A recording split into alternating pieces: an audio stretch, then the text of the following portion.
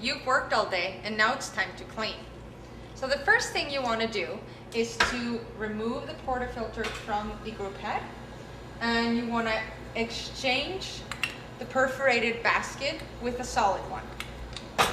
This is because we're actually going to back flush the machine. What that means is that there's a lot of coffee and residues of coffees and oil stuck in the shower head that's in here, and by back flushing the machine we're getting rid of all residues. Okay, the next thing you want to do is put some coffee cleaner into the basket. You don't have to do that all the time.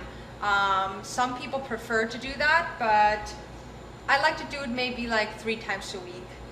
Depends how busy you are in your coffee shop. At least in the end of each shift, you should at least back flush it with water, if anything else. So we're going to put the basket, portafilter up here. Then we're going to press one of the manual buttons and actually have the water run. But it's not going to run through because the basket is obviously not perforated. There we go, it starts blinking. And we're going to stop it again. And then you repeat this a few times depending on how much you've used your machine and how much you feel that you need to clean it. Especially if you're using the coffee cleaner, you really need to flush it well to get all the soap out.